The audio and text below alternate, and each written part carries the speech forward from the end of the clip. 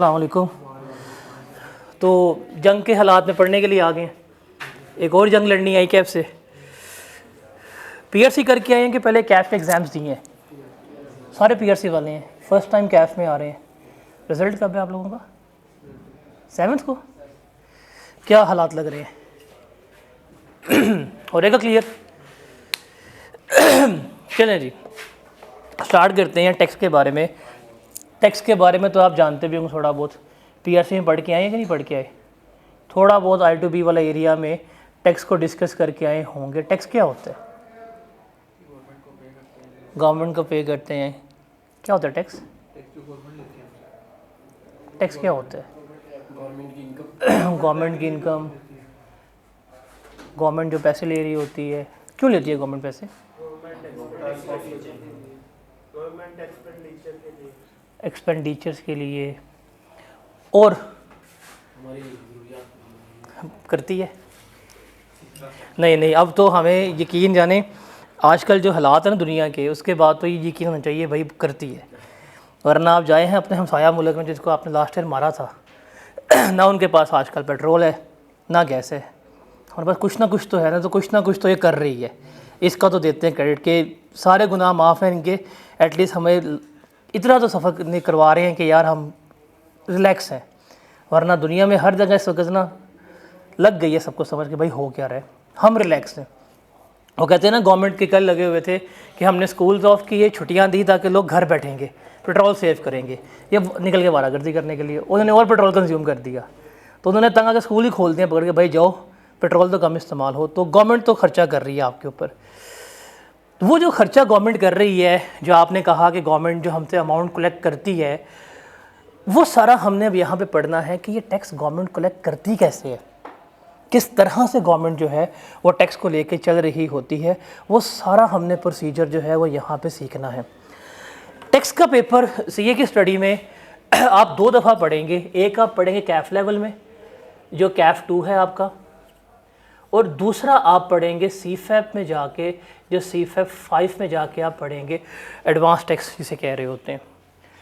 आप जो as of today syllabus पढ़ रहे हैं, अगर आप अभी सीफैप का सिलेबस निकालें तो अराउंड 60% आप लोगों का सिलेबस भी सेम होता है। और ये वो कोई उस तरह का सब्जेक्ट नहीं है कि जो आप थ्योरेटिकल सब्जेक्ट पढ़ रहे हैं जिसकी फ़िज़िकल एग्जिस्टेंस नहीं होती। वो एक ज़माने में जब हम फिज़िक्स पढ़ते थे या केमिस्ट्री पढ़ते थे, बोहर एटॉमिक मॉडल कभी ज़िंदगी में देखा ही नहीं है, पढ़ने के बाद क्या गलत है ये वाला।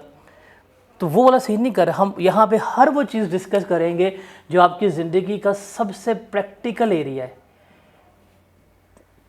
हम उस सब्जेक्ट के ऊपर आए हैं डिस्कस करने के लिए। देखिए, जब तक पाकिस्तान है या तो क़यामत पे ख़त्म ही होना है, दुनिया ख़त्म होनी है। तो जब तक पाकिस्तान रहेगा, पाकिस्तान दुनिया का वाहिद मुल्क है जिसने हर एक से पैसे पकड़ने होते हैं। चलना इसने उधार के ऊपर होता है, कर्ज़े ले लेके हम चल रहे होते हैं। जब हमने पैसे पकड़ने हैं, कल के पैसे वापस भी करने हैं। तो जब तक हमने पैसे वापस करने हैं तो हमने पैसे किससे लेने हैं? आवाम से लेने हैं। तो जब तक पाकिस्तान रहेगा, पाकिस्तान में क्या रहेगा? टैक्स रहेगा। तो ये वन ऑफ द वो सेक्टर या वो डिपार्टमेंट है जहाँ पे कभी भी मंदी नहीं आ सकती। जंग भी लग जाए, दुनिया भी तबाह हो जाएगी, ये क्या करेंगे? टैक्स जो है वो आपसे लेके जाएंगे। तो one of the most practical subject जो है वो हम क्या करने लगे हैं? स्टार्ट करने लगे हैं। It is not like that कि यार ये हवाओं में एग्जिस्ट कर रहा है, नहीं, ये आपकी डेली लाइफ से रिलेट कर रहा होगा। आप कैफ में कैफ 2 के लेवल जितना टैक्स पढ़ेंगे, इतना टैक्स है कि एज ऑफ टुडे आप इसको सीख के जाके प्रैक्टिकल रिटर्न्स फाइल कर सकते हैं। आप अभी जब कैफ क्वालिफाई करते हैं, आप साथ ही फर्म में चले जाते हैं, जब आप आर्टिकल्स कर रहे होते हैं, तो क्या आपको आर्टिकल्स में वो एडवांस नॉलेज दे रहे होते हैं? नहीं। अगर आप टैक्स डिपार्टमेंट में जाएंगे, अजम्पशन ये है कि आप नॉलेज लेके आए हुए सारी, ये जी आपका प्लेटफॉर्म है, इसमें एक्सेल की वर्किंग करनी है, ये रिटर्न फाइल करनी है, आप रिटर्न फाइल कर सकते हैं। इवन एज ऑफ नाउ आपका टैक्स का सिलेबस कंप्लीट हो, थोड़ा सा आप हैंड्स ऑन एक्सपीरियंस लें, आप जो इंडिविजुअल हो गया या सैलरीड लोग हो गए या छोटे मोटे कारोबार हो गए, आप इनकी भी रिटर्न फाइल कर सकते हैं। तो वन ऑफ द मोस्ट क्या कह सकते हैं प्रैक्टिकल सब्जेक्ट जो आप अभी से क्या कर सकते हैं, इसका हैंड एक्सपीरियंस शुरू कर सकते हैं, वो टैक्स है। और कल को आप जाते हैं, आप FBR में जाते हैं, वहाँ पे बड़ा अच्छा कैरियर है, वहाँ पे जाके अब एज ऑडिट ऑफिसर लग सकते हैं, ऑडिटर लग सकते हैं, अपनी फर्म्स को इंटीग्रेट कर सकते हैं, गवर्नमेंट साथ काम कर सकते हैं। तो बहुत इसमें आपका जो है वो रोशन मुस्तकबिल जो है बनता है। बिकॉज जब आप सीए में आए हैं, सीए में सिर्फ आपको एक ही चीज़ बताई गई है, या आपके माइंड में एक ही चीज़ होगी कि हमने क्या बनना है, ऑडिटर।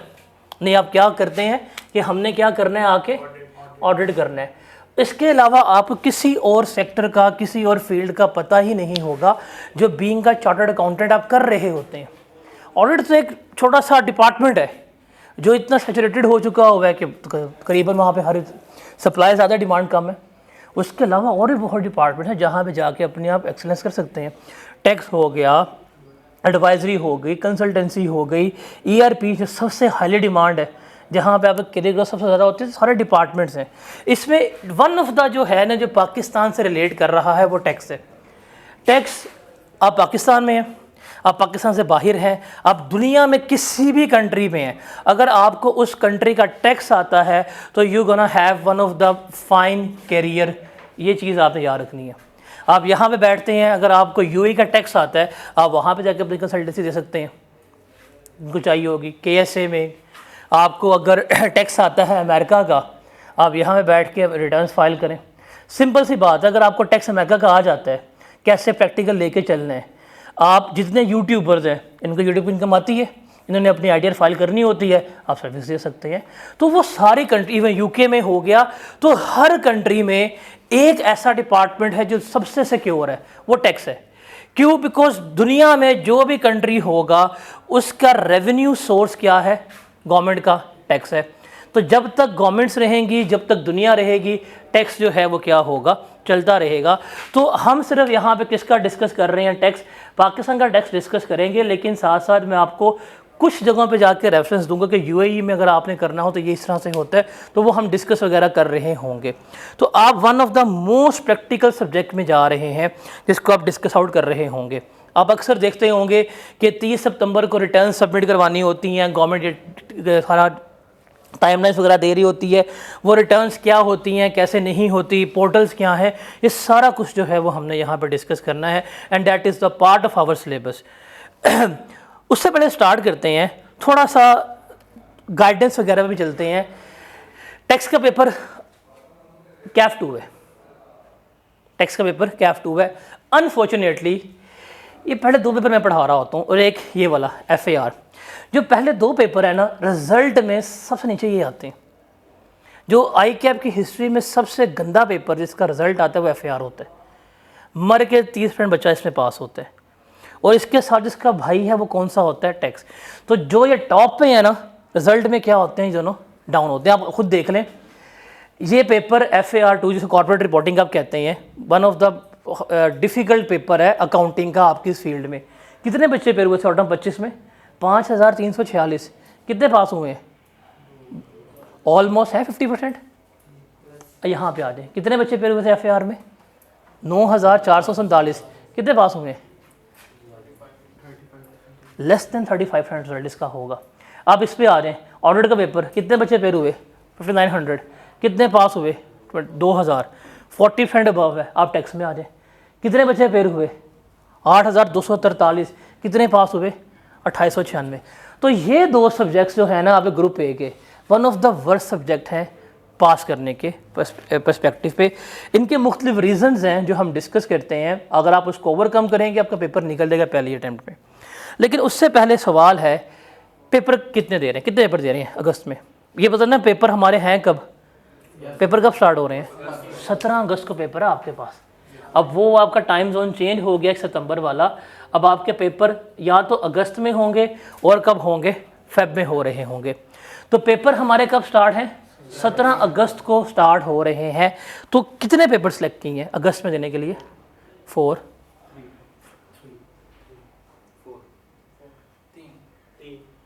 3, 4, 3, 4, 3, 4। तो ये जो डिसाइड कर ली है, क्या ये जज्बाती फ़ैसला किया है या कर लिया है कि इसके पीछे कोई रैशनल मौजूद है, या किसी दोस्त के देखा कर लिए 3 सेलेक्ट 4 सेलेक्ट, कि PRC का एक वो बैकएंड के ऊपर वो है एक्सपीरियंस कि PRC में MCQs पे हो गया था, ये भी हो जाएगा। किसी ने बताया नहीं कि यार पेपर सेलेक्ट करने हैं 3-4 बड़े मुश्किल हैं, बड़ा इंपॉर्टेंट है, खासतौर पर 4, या किसी ने बताया हो कि यार नंबर ऑफ़ पेपर्स बड़ा मैटर करते हैं। आपके सिलेक्शन के ऊपर ना हम सपोर्ट करते हैं इस डाटा से। आपने 3 पेपर ऑप्ट किए हैं, 4 पेपर ऑप्ट किए हैं, क्या करने चाहिए नहीं करने चाहिए, मैं ऐसे कोई हवा पे बात नहीं करूँगा। मैं आपसे बात करता हूँ स्टैट्स की बेसिस के ऊपर, जो ICAP के ऑफिशियल स्टैट है स्प्रिंग 25 तक के। हम इन स्टैट्स पे बात करते हैं, क्या ये 4 पेपर या 3 पेपर डूएबल हैं या नहीं है। अगर डूएबल हैं तो हमें करने चाहिए। डूएबल तब होंगे जब इनका नंबर इंक्रीज़ हो रहा हो या इस पर वॉल्यूम ज़्यादा हो। तो अगर हम आते हैं ऑटम 23 में, ऑटम 2023 में 1761 बच्चों ने कैफ क्वालिफाई किया, फिर उससे नेक्स्ट टाइम में 1734, फिर 1878, और स्प्रिंग 25 में कितने बच्चों ने कैफ क्वालिफाई किया? 2155। इसका मतलब हर गुजरती अटैम्प्ट के साथ नंबर ऑफ स्टूडेंट्स जो कैफ क्वालिफाई कर रहे हैं वो इंक्रीज़ हो रहा है। ऐसा ही है, थोड़ा नंबर तो नहीं देखें, एक साल पहले 1761 थे, अब कितने हो गए हैं? 2100। तो ऑलमोस्ट 350 बच्चा नया क्वालिफाई किया नंबर्स में। फिर जैसे कहा 4 पेपर देने हैं, अब 4 पेपर पे लोग हमेशा जो हैं वो कहते हैं नहीं पॉसिबल नहीं है, मुश्किल है, चंद लोगों के पास होते हैं, 2-3 लोग ही पास कर सकते हैं, यही है ना। अगर ये दावा माने और साथ हम स्टैट्स देखें तो ऑटम 2023 में 117 बच्चों के सिर्फ 4 पेपर क्लियर हुए थे।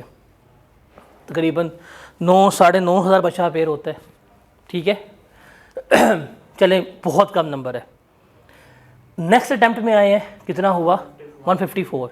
ये नंबर डिक्रीज़ नहीं हुआ, नंबर बढ़ा है। उससे नेक्स्ट अटैम्प्ट में आए हैं, कितने हुए? 218 हुए। उससे नेक्स्ट अटैम्प्ट में कितने हुए हैं? 245। तो अगर आप देखें with the passage of time 4 paper clear करने वाले बच्चों की तादाद में इजाफा हो रहा है, कमी नहीं आ रही। इसका मतलब क्या हुआ कि मुश्किल अप्रोच तो है, नो डाउट मुश्किल अप्रोच है, बट डूएबल है। अगर डूएबल ना होती तो नंबर कांस्टेंट रहता, ये 120 के करीब ही रहता। लेकिन देखें, एक साल पहले जहां 117 थे, अब कितने हो गए हैं? 245, डबल बच्चा हो गया। तो इसका मतलब जब बच्चा आ रहा है, ख़ासतौर PRC करके जब आता है, तो मोस्टली बच्चा जो 4 पेपर दे रहा है वो ग्रुप A का ही होता है। जब आप ग्रुप B में होते हैं, वैसे अब ग्रुपिंग तो ख़त्म हो गया, ग्रुपिंग एग्जिस्ट ही नहीं करती। जब पहले 4 पेपर बच्चा देता था, उसमें से बच्चा निकालता भी है। फिर सबसे ज़्यादा नंबर जो है वो किस में आ रहे हैं? देखें आप 3 पेपर्स वाले में 1277 बच्चा, 1631, 1697 और 1507। ऑलमोस्ट ये इसी रेंज में फॉल कर रहा है, थोड़ा इंक्रीज़ हुआ, थोड़ा डिक्रीज़ हुआ है। अब 1500 बच्चा, 1700 बच्चा बहुत ज़्यादा है जिसका 3 पेपर पास हो रहा है। अब जाहिर सी बात है, जिसने 3 पेपर पास किए हैं या तो उससे 3 पेपर दिए होंगे, या कितने ऐसे बच्चे होंगे जिन्होंने 4 पेपर देके 3 पेपर पास किए होंगे? ऐसे है कि नहीं है? तो इसका मतलब चाहे आप 4 पेपर दे रहे हैं, चाहे 3 पेपर दे रहे हैं, तो कुछ जज्बाती बात मैं आपसे नहीं करूंगा कि जी मैं आपको मोटिवेट करूँ, नहीं तुम कर सकते हो। हम स्टैट्स पे बात कर रहे हैं कि ICAP के स्टैट्स बड़े इनकरेजिंग है। नंबर ऑफ स्टूडेंट जो 3 पेपर क्लियर कर रहे हैं वो 1600 के करीब है। नंबर ऑफ स्टूडेंट जो 4 पेपर पास कर रहे हैं वो 250 के करीब है। चलिए, अब 250 बच्चा बड़ा लाइक हो सकता है, बड़ा मेहनती हो सकता है, लेकिन ये देखें ना, ये वो नंबर है जो बड़ा इनकरेजिंग है कि हर अटेम्प्ट में इतने बच्चे जो हैं वो पेपर पास कर रहे हैं। जिनके 2 पेपर पास हुए हैं 2800, 2900, 2800, फिर 2700, ये भी हैं। अब जिनके 2 पेपर पास हुए हैं, कितने बच्चे? 4 दिए होंगे, 2 निकाले होंगे, 3 दिए होंगे, 2 निकाले होंगे। तो इसका मतलब अगर आप देखें तो मेजॉरिटी पासिंग शो कहाँ पे फॉल कर रही है? यहाँ पे फॉल कर रही है। तो अगर आपने डिसाइड किया है कि आप 4 पेपर दे रहे हैं, तो आपने फिर अपने आप पे यकीन रखना है कि 4 पेपर डूएबल हैं। डिफ़िकल्ट हैं बट डूएबल हैं। इसमें कोई हाइपोथेटिकल चीज़ नहीं बता रहा। ICAP का स्टैट्स आपके सामने है कि with the passage of time 4 paper clear करने वालों की तादाद में क्या हो रहा है? इजाफा हो रहा है। और 3 पेपर जो हैं वो सबसे ज़्यादा डूएबल हैं, बिकॉज उसके नंबर भी हमें शो कर रहे हैं। तो ये पेपर चाहे 4 दे रहे हैं, चाहे 3 दे रहे हैं, एक चीज़ पे आपने यकीन रखना है कि ये आपकी डूएबल अप्रोच है, ये पास हो सकते हैं, और ये बाय डाटा, बाय स्टैट्स हमें शो कर रहे हैं। तो इस चीज़ पे यकीन रखें, 4 या 3 पास आपने करने हैं, और ये पास आपके होते भी हैं। There are multiple student of us जिन्होंने 1.5 साल में अपना CA जो इंटर है वो कंप्लीट की है। लास्ट अटैम्प्ट में इस अटैम्प्ट में भी जो आएगा थोड़ा शो करूँगा। तो बच्चे अब बड़ा प्लान्ड होकर चल रहे हैं, उनको पता है हमने कल को जाके आर्टिकल्स लेने हैं, जल्दी जितने क्वालिफाई करेंगे, जितना FKS लेटेस्ट होगा उतनी जल्दी आर्टिकल्स मिल जाएंगे, तो बड़ा प्लान्ड होकर चलते हैं वो। 3 अटैम्प्ट में से ये इंटर आराम से हो जाता है। पहले अटैम्प्ट पकड़ते हैं 3 या पेपर दिए 4 निकाल जाते हैं, सेकेंड टाइम में 3 पेपर देते हैं और आखिरी में 2 पेपर दिए निकालते हैं, कहते हैं भाई वो जाओ।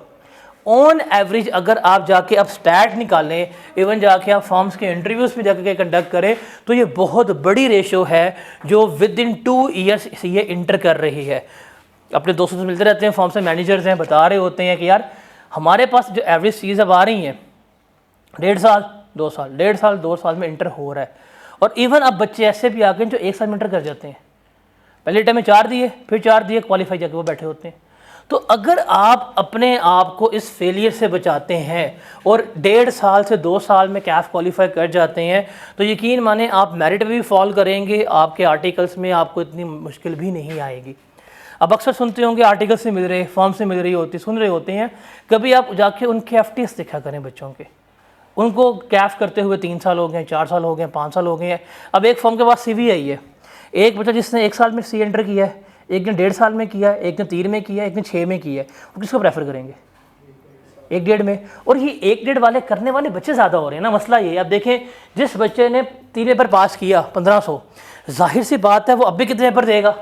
3 देगा, फिर 2 देगा, क्वालिफाई कर देगा। तो वो 1.5 साल में क्या कर रहा है? क्वालिफाई कर रहा है। तो आपने थोड़ी सी अपने साथ भी रेस लगानी है क्वालिफाई करने के लिए।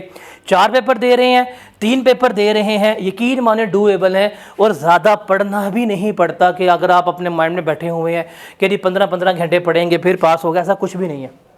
आप जितना इंटरमीडिएट में पढ़ते थे ना FSC में, अगर आप उतना भी पढ़ लें पेपर पास हो जाता आपका। अगर आप अपने FSC के डेज कॉल करें, आप कितने घंटे पढ़ते होंगे? 3-4 घंटे रोज़ का। स्कूल कॉलेज जा रहे हैं, एकेडमीज जा रहे हैं, फिर घर आ रहे हैं, फिर पढ़ रहे हैं, वो टेस्ट के रट्टे मार रहे हैं, टेस्ट सेशन ज्वाइन किए हुए हैं, ये करते थे। फिर जाके कोई आपके 900 950 प्लस नंबर आए, ऐसे था कि नहीं था? तो अगर आप अपनी वो कभी रूटीन देखें, सुबह 9 बजे कॉलेज जा रहे हैं, 1:30 बजे कॉलेज से आ रहे हैं, शाम को अकेडमी जा रहे हैं, 3-4 घंटे वहाँ पे कर रहे हैं, अकेडमी से आ रहे हैं, फिर वहाँ पे याद कर रहे हैं, टेस्ट की तैयारी कर रहे हैं, तो ऑन एवरेज आप अच्छा खासा टाइम स्पेंड करते थे अपनी इंटरमीडिएट की, अपनी मैट्रिक की एजुकेशन लेवल पे। उससे भी कम रिक्वायर्ड है अगर आप यहाँ पे लेके चलते हैं CA पे। द थिंग इज़ डैट कि हम यहाँ पे उतना भी नहीं पढ़ पाते, इसलिए हम क्या करते हैं, सफ़र कर रहे होते हैं कि यार हमारा पेपर जो है वो क्लियर नहीं हो रहा।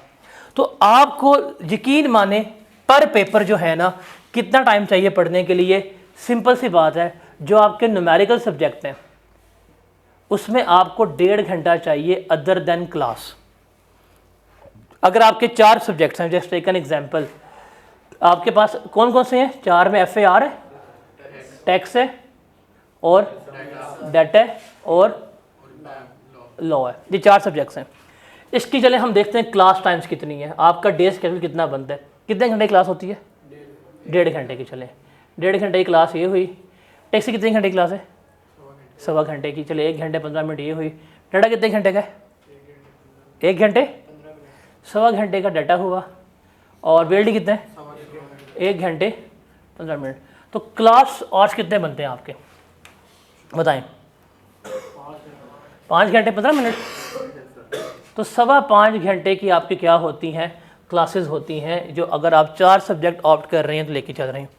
अगर आप 3 कर रहे हैं तो 4 घंटे क्लासेस आप ले रहे हैं एक दिन में, जो 24 घंटे का दिन है आपके पास। अब पढ़ने के लिए कितना चाहिए? आपने जो 1 घंटे लॉ पढ़ा है ना, ये 1.25 घंटे लॉ पढ़ा है, उसको खुद पढ़ने के लिए 60 मिनट भी इनफ होते हैं। जब आप बुक से रीड करेंगे, बुक से रीडिंग करने के लिए, याद करने के लिए 60 मिनट भी इनफ है। वो बहुत ज़्यादा होता है। प्रैक्टिकल सब्जेक्ट में 1 घंटा सेल्फ स्टडी इतने ज़्यादा होते हैं कि दिमाग ख़राब हो जाता है इंसान का। हम एज्यूम करते हैं चलें आप स्लो लर्नर हैं, आपको अंग्रेज़ी में थोड़ा सा मसला होता है, आप 1.25 घंटे ही पढ़ते हैं ये सेल्फ स्टडी पे।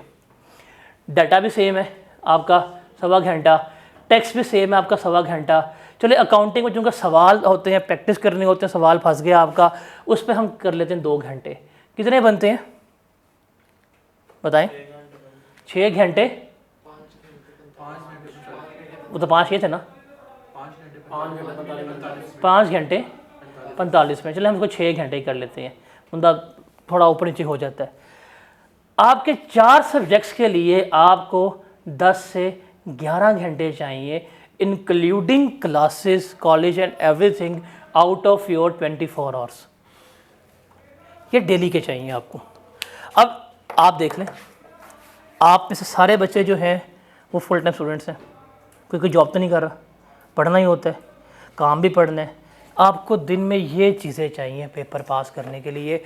अगर आप पहली अटैम्प्ट में इनको पास करना चाहते हैं, अ वेरी क्लियर असूल या very clear rule paper qualify करने का।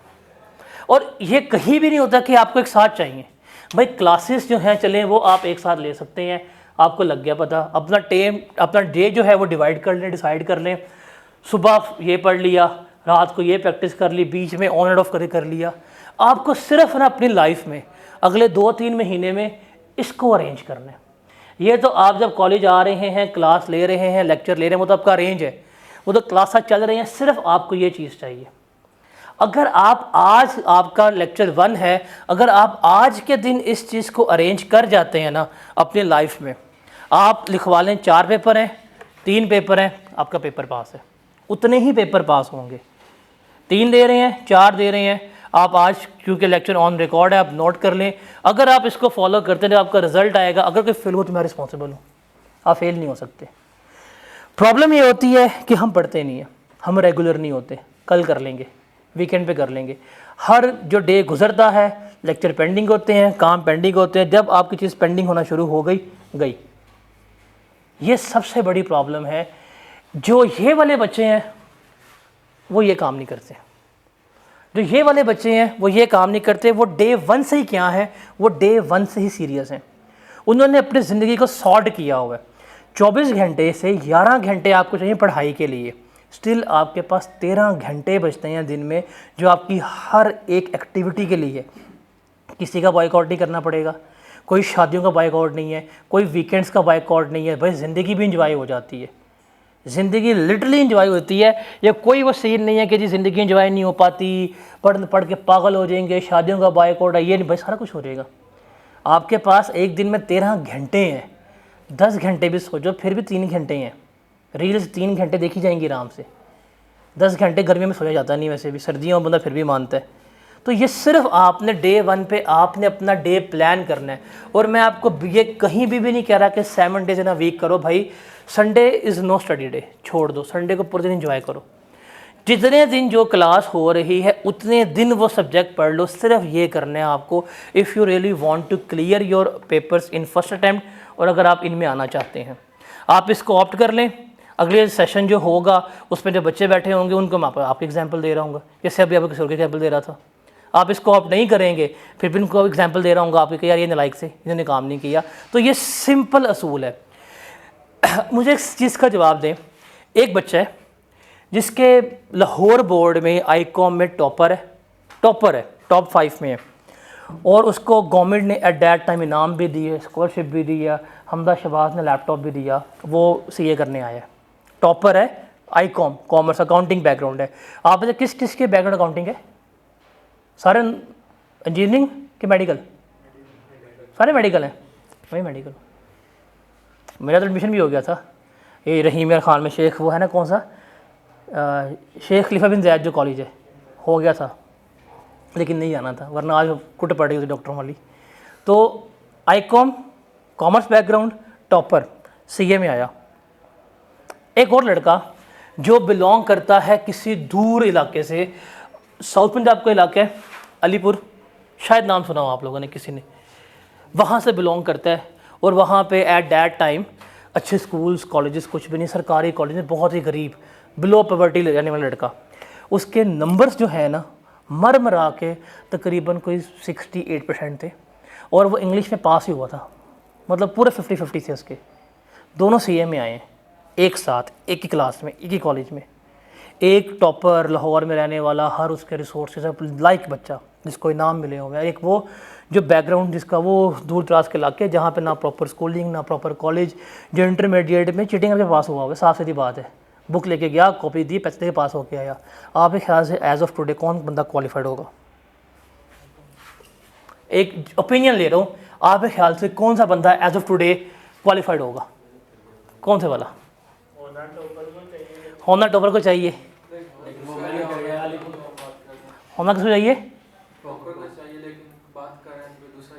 हाँ, वो जो टॉपर है ना, वो एज ऑफ टुडे आपके लाहौर मेट्रो बस में जो है ना, ये सेक्रेटेरिएट का जो वो है स्टेशन, वहाँ पे बैठ के टिकट चेक करे, वो टॉपर नहीं हो पाया, उससे निकल गया। और वो बंदा जिसके मर के कोई 68% नंबर थे, जिसकी उस वक़्त फंक्शनल इंग्लिश में, इंग्लिश का होता था सब्जेक्ट AFC 1, जिसमें उसकी 4 अटैम्प्टें लगी थी। आपका PRC उस ज़माने का क्या होता था? AFC करोगे तो पता था कैफ में, उसकी उसमें इंग्लिश में उसकी 4 अटैम्प्टें लगी थी। इस क्वालिफाइड ना। और वो लड़का जो क्वालिफाई हुआ है, यकीन माने वो यहाँ हॉस्टलाइज था, सुबह कॉलेज पढ़ता था, जाके बरकत मार्केट में यहाँ पे है खान बाबा, उसके पास ऐसा वेटर काम करता था शाम को, और फिर रात को पढ़ता था। लेकिन वो बंदे को हम कहते थे यार तेरा नहीं हो पाएगा, क्योंकि उसकी जो बुनियादी चीज़ थी ना अंग्रेज़ी, वही पास नहीं हो रही थी। बड़ा कहा यार छोड़ दे लगा रहा। अब वो क्वालिफाइड है। और वो बंदा जिसको था कि यार मैं तो पढ़ा लिखा हूँ, मैं कर लूँगा, हो जाएगा, कल कर लूँगा, वो इस वक्त सिंपल BCom करके बैठा हो बोल रहा है। तो what is the difference? Difference was only one thing, that was consistent. उसने हार नहीं मानी थी। चले आप कहें जी एट दैट टाइम फैक्टर्स मुश्किल थे, डिफरेंट थे, उसको आर्टिकल्स में कहा ठीक है, उस टाइम फैक्टर्स चेंज थे, आर्टिकल्स मिल गए, तब नंबर कम था स्टूडेंट्स का, कैंडिडेट्स भी कम थे, कोई हर 6 माह बाद 400-500 बच्चा ही कैफ क्वालिफाई होता था, ठीक है। लेकिन भाई बंदा तो वही था, स्टडी तो वही थी, टैक्स तो वही था, FR तो वही था, लॉ तब भी कंबाइन है, लॉ अब भी कंबाइन है, तो फ़र्क तो हुआ। तो द थिंग इज़ डैट कि अगर आप देखें तो वो बंदा सिर्फ कंसिस्टेंट होने की वजह से आज कामयाब है।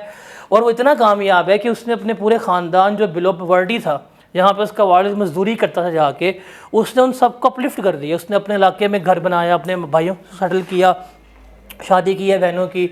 अब वो उसकी उस पूरे एरिया में बड़ी इज्जत रिस्पेक्ट है। किससे चेंज किया उसको? इस क्वालिफ़िकेशन। ये जब क्वालिफ़िकेशन परस्यू करने आए हैं ना, इसके लिए याद रखिएगा कि ये आपकी औकात बदल देती है।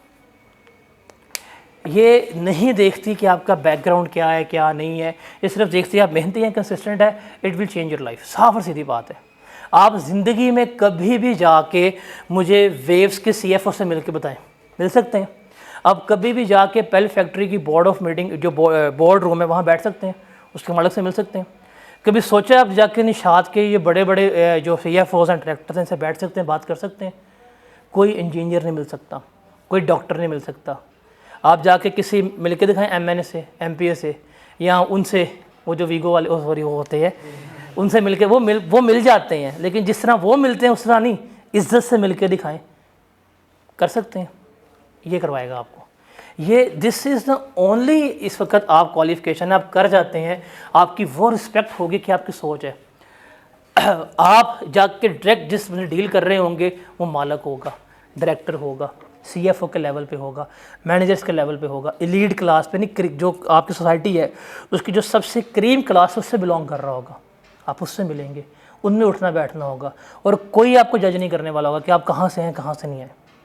जस्ट आप थे, आप क्वालिफाइड हैं, आपकी किस्मत चेंज है, ये रियलिटी है।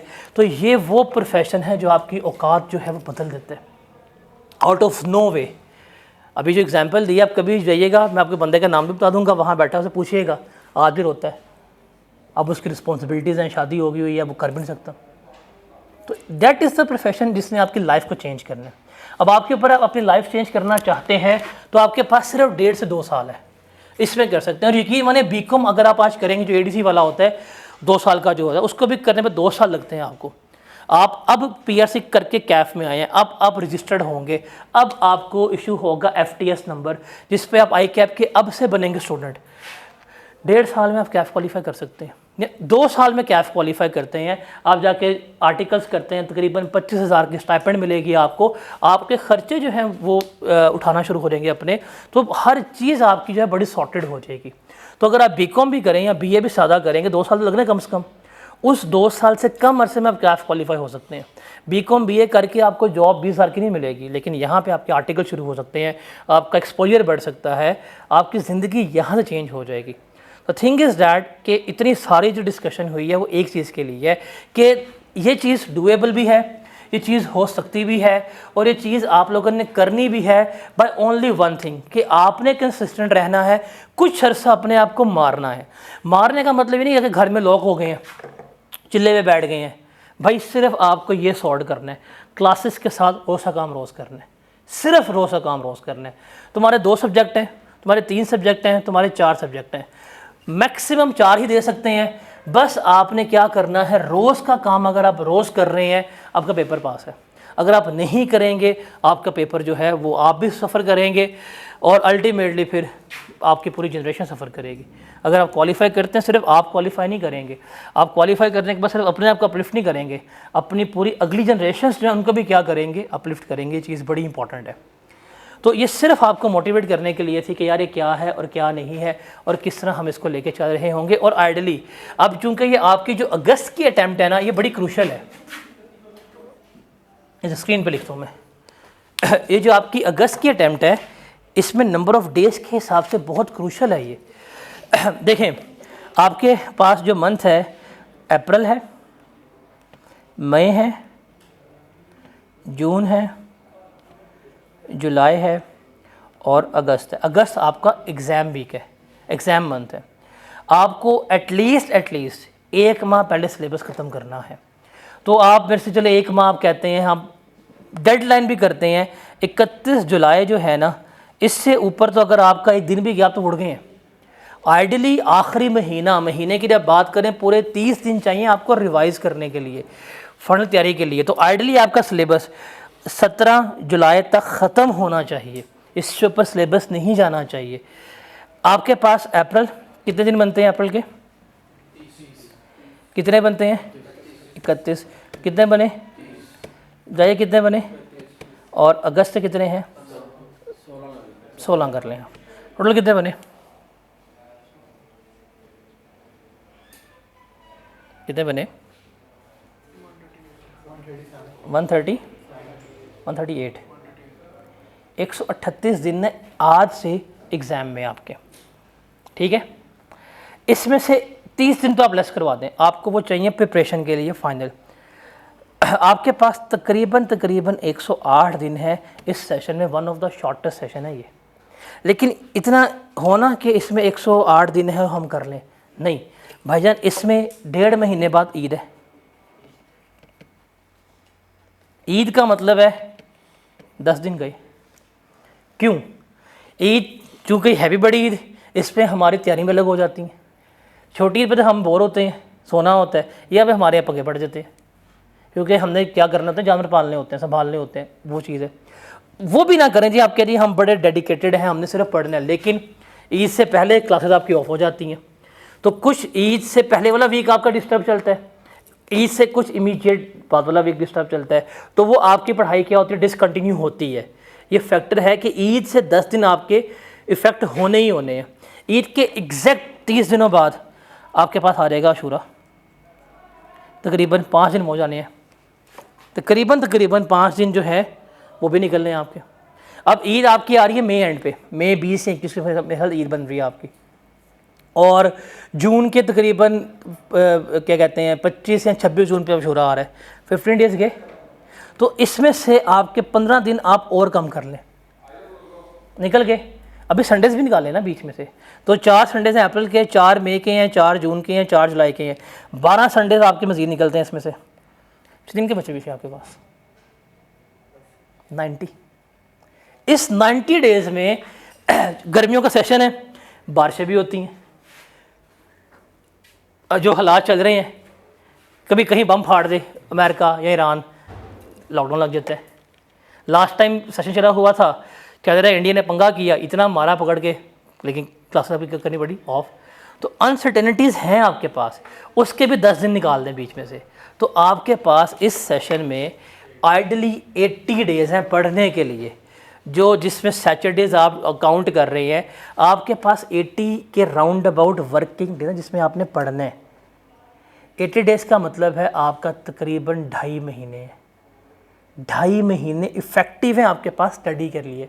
तो ये चीज़ आपको हर एक दिन देखनी पड़ेगी कि आपका इस अटेम्प्ट में every day is important day, every day is your important day. ये बड़ा देख के चलना पड़ेगा आपको। इसमें अगर ईद ना होती, अशूरा डेज़ ना आते, ये सर्कमस्टांसेस ना होते तो बड़ा सेशन था, लेकिन नहीं, सेशन भी लेट स्टार्ट हुआ, पेपर भी आ गए हैं। पहले पेपर सितंबर में होते थे, पेपर भी अर्ली हुए, सेशन भी लेट हुआ, सेशन में छुट्टियां भी ज़्यादा आ रही हैं, तो ये सेशन बड़ा टाइट है आप लोगों के लिए।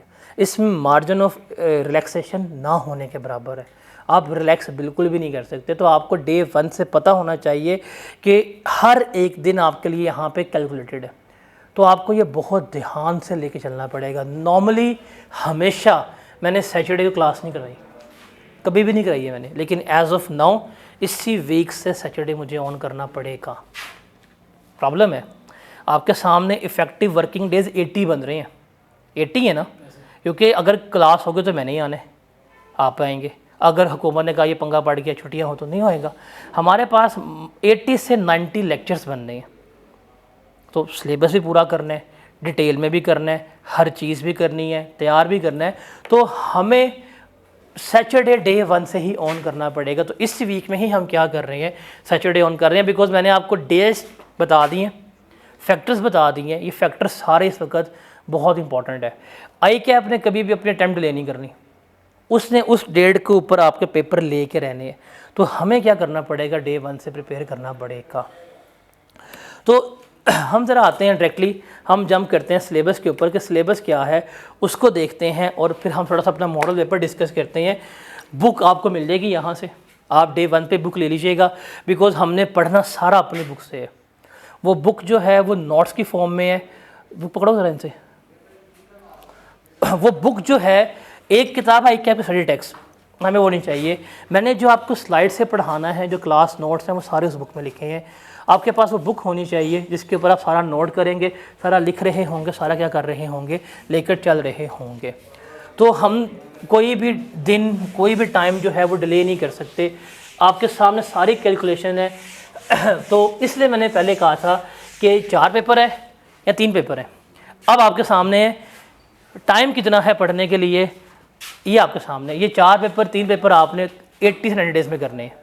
ये किताब है, पूरी कंप्रीहेंसिव किताब है। इसमें हमारे तकरीबन हर एक चैप्टर, हर एक चीज़ इसमें मेंशन है, एग्जांपल, सब एग्जांपल, उर्दू में एक्सप्लेनेशन। ये आपको डे 1 पे होनी चाहिए, बिकॉज जो मैंने करवाना है मैक्सिमम बुक पे लिखवाऊंगा आपको, ताकि आपके नोट्स वगैरह प्रॉपर होने चाहिए। इसको हमने कवर करना है। तकरीबन हमारे 25 चैप्टर हैं जो हमने यहाँ पर कवर करने हैं। बड़ा आसान है, टेक्स्ट का पेपर पास करना आसान है एज़ कम्पेयर टू मुख्तलिफ सब्जेक्ट। अगर हम डिस्कस करें, अगर हम ग्रिड की बात करें, एक चीज़ आपने याद रखनी है, मैं सिर्फ टेक्स्ट के लिए नहीं बता रहा, मैं आपको हर सब्जेक्ट के लिए बता रहा हूँ। आप डाटा पढ़ रहे हैं, आप एफआर पढ़ रहे हैं, आप बीएलडी पढ़ रहे हैं, आप टेक्स्ट पढ़ रहे हैं, आप कल को जाकर कॉर्पोरेट रिपोर्टिंग पढ़ते हैं, आप कल को जाकर कोई भी सब्जेक्ट पढ़ते हैं, किसी भी सब्जेक्ट को स्टार्ट करने से पहले आपने हमेशा उसका सिलेबस ग्रिड देखना है। उसका जो सिलेबस है ना, ये आपको पता होना चाहिए। आई कैप का एग्ज़ामिनर हमेशा इस चीज़ को फॉलो करता है और रिलीजियसली फॉलो करता है, ये चीज़ याद रखिएगा। ये नहीं है कि आप तैयार करने बैठ गए और आप कहें जी माइट भी ऐसे हो जाए, मे भी ऐसे हो जाए। आई कैप ऐसा नहीं करता, कैलकुलेटेड प्लान्ड है। उसने जो चीज़ बता दी है उसने वही पूछनी है, उतने मार्क्स ही पूछनी है, ये चीज़ लाजमी है। जो चीज़ वो आपके ग्रिड में बता देगा ना, उसने उस ग्रिड को उतने मार्क्स का ही टेस्ट करना है। ये चीज़ वन ऑफ द बिगेस्ट सच्चाई है। आप एफआर पढ़ रहे हैं, आप बीएलडी पढ़ रहे हैं, आप टेक्स्ट पढ़ रहे हैं, कोई सब्जेक्ट पढ़ रहे हैं, सिलेबस का पता होना चाहिए, चैप्टर का पता होना चाहिए कि इस चैप्टर में टेस्ट क्या होना है। जस्ट टेक एन एग्जांपल, आप एफआर में कल को जाकर पढ़ते हैं IS 23 बोरिंग कॉस्ट पढ़ते हैं, उसका टेस्टिंग लेवल 1 है। आई कैप ने उसमें से अब सिर्फ मैक्सिमम 8 नंबर का सवाल पूछना, उसके ऊपर कभी भी नहीं जाएगा। लेकिन बच्चे होते हैं, बैठे होते हैं, वो उसमें वो सवाल प्रैक्टिस करते हैं जिसको स्कोप से बाहर है। ऐसा नहीं करना आपने। आपको हर सब्जेक्ट का सिलेबस पता होना चाहिए, ग्रिड पता होना चाहिए कि आई कैप ने किस सब्जेक्ट को किस तरह डिवाइड किया है। अगर ये 25 चैप्टर हैं, कुछ चैप्टर ऐसे जैसे कभी कुछ पूछेगा नहीं, कुछ चैप्टर ऐसे जहाँ से 90% पेपर बना देगा, तो ये आपको पता होना चाहिए। तो अगर ग्रिड ए की बात करें तो ग्रिड ए में 3 चैप्टर्स आएंगे। एक objective and system of taxation आ जाएगा, एक आ जाएगा कॉन्स्टिट्यूशन का, और एक आ जाएगा आपके पास एथिक्स का। इसकी ऑफिशियल वेटेज जो है वो 5 से 10 नंबर की है। जो ग्रिड ए है आपकी, इसकी वेटेज जो है वो 5 से 10 नंबर की है, याद रखिएगा। मिनिमम उसने 5 पूछने हैं और 10 से ऊपर उसने कभी भी नहीं जाना, पूछेगा। और ऑन एवरेज अगर आप पास पेपर निकालेंगे 8 नंबर तक का उसने पूछा हुआ है। 8 नंबर तक का सवाल उसने पूछा हुआ है ऑन एवरेज। चैप्टर पता कौन से हैं वाले जो आप पीआरसी में पढ़ के आए हैं? क्या पीआरसी में आपने पढ़ा था डायरेक्ट टैक्स क्या होता है? क्या पढ़ा था पीआरसी में इनडायरेक्ट टैक्स क्या होता है? Cannons of taxation, Adam Smith की बुक याद है? कैनन ऑफ प्रोडक्टिविटी, इलास्टिसिटी, ये कन्वीनियंस ऑफ पेमेंट पढ़ के आए थे? टैक्सेस के ऑब्जेक्टिव पढ़ के आए थे कि टैक्सेस के फ़ायदे क्या होते हैं, रेवेन्यू कलेक्शन, ये और वो। ये चैप्टर 1 है आपका। सबसे ज़्यादा सवाल इसी में से आते हैं। सबसे ज़्यादा सवाल जो आए हैं वो इस चैप्टर में से पास पेपर में टेस्ट होते हैं। सबसे ज़्यादा सवाल जो हैं ये पीएससी में पढ़ के आए हैं। लेकिन ये बेसिक्स के चैप्टर जो हैं एग्जामिनर ने हमेशा पूछना ही पूछना है। मिनिमम 5, मैक्सिमम क्या 10। इसके बाद जो आपके सिलेबस का सबसे बड़ा एरिया है ना वो है इनकम टैक्स का। वो क्या है आपका? इनकम टैक्स का। इस इनकम टैक्स को उसने 2 एरियाज में डिवाइड किया है। एक है ग्रिड बी और एक है ग्रिड सी। पहले ये नहीं था, पहले इनकम टैक्स था और लिखा था जी 60 से 70 मार्क्स का। जब उसने ये लिख दिया, अब इसमें से है कि वो कोई चीज़ पूछे या ना पूछे, लेकिन उसने इसको क्या किया, 2 ब्लॉक्स में डिवाइड कर दिया। एक है चार्जेबिलिटी का, जो आपका सेक्शन नंबर बी है, इसकी वेटेज जो है वो 50 से 60 नंबर है। और दूसरा है एडमिनिस्ट्रेशन का, इसकी वेटेज जो है वो 10 से 15 नंबर की है। ये वाला जो एरिया है ना सी वाला, ये प्योर थ्योरेटिकल है, प्योर थ्योरेटिकल एरिया। पहले था कि कभी इस एरिया से सवाल आया, कभी सवाल नहीं आया, आई कैप ने छोड़ दिया, आई कैप ने पूछ लिया। अब चूंकि उसने इसको ग्रिड की फॉर्म में ले आया है, मिनिमम 10 नंबर, मैक्सिमम क्या पूछेगा 15 नंबर पूछ के रहेगा। पहले अक्सर बच्चे होते थे कि रिटर्न्स का चैप्टर छोड़ दिया, असेसमेंट का चैप्टर छोड़ दिया, ये चैप्टर छोड़ देते थे। इवन 2-3 ऐसी अटैम्प्ट हैं जिसमें आई कैप ने इसमें से एक सवाल भी नहीं पूछा हुआ, पूछा ही नहीं था। लेकिन अब चूंकि वो ग्रिड की फॉर्म में ले आया है, अब ये पूछेगा लाजमी। और यही वाला जो एरिया है, इसमें हम देखेंगे हमारा इनकम टैक्स कैसे कैलकुलेट होता है, क्या नहीं है। और आखिरी एरिया है सेल्स टैक्स का। मिनिमम 20 नंबर, मैक्सिमम कितने नंबर आएंगे? 30 नंबर आएंगे। ऑन एवरेज 28 नंबर जो हैं वो पेपर इसमें से पूछ रहा होता है ऑन एवरेज। अब आपको पास करने के लिए कितने मार्क्स चाहिए? ये पूरा सिलेबस जो है ना 50 नंबर, ये क्या आपने किस तरह डिवाइड किए देखिएगा। ये जो ग्रिड ए है, जो आपका बड़ा बेसिक चैप्टर है, डायरेक्ट टैक्स हो गया, इनडायरेक्ट टैक्स हो गया, एथिक्स हो गए, कैनन्स ऑफ टैक्सेशन वगैरह हो गया, इसमें से ऑन एवरेज आपको 8 नंबर आते हैं ऑन एवरेज। ये जो है ना सेल्स टैक्स का, सेल्स टैक्स में से ऑन एवरेज आपको 26 नंबर आने हैं। ये पिछली ऑटम 2014 से लेके स्प्रिंग 26 तक के सारे एनालिसिस के बाद इस पूरे सेल्स टैक्स में से उसने 26 नंबर पूछने हैं। फिर ये जो है ना इनकम टैक्स, ये जो 50 से 70 मार्क्स का है, इस इनकम टैक्स में से एक चैप्टर है सिर्फ आपका, जिसको हम इनकम फ्रॉम बिजनेस कहते हैं। इसमें से उसने मिनिमम 20 नंबर पूछने। पूरा इनकम टैक्स एक तरफ, इनकम टैक्स का एक चैप्टर जिसका नाम क्या है, इनकम फ्रॉम बिजनेस, इसमें से उसने 20 नंबर पूछने हैं। सिर्फ आप इन 3 एरियाज पे आ जाएं, तकरीबन 50 से 58 मार्क्स बनते हैं आपके सिलेबस के, सिर्फ इन 3 एरियाज़ में से। सिर्फ ये 3 एरियाज़ आपके मोर देन 50 मार्क्स लेके चलते हैं। कभी भी कोई बच्चा जिसका टेक्स्ट का पेपर फेल होना, उससे पूछिएगा उसकी फेल के रीज़न, ये 2 होती है। हर बच्चा जिसका टेक्स्ट का पेपर फेल होगा ना, उसकी रीज़न ये 2 होंगे।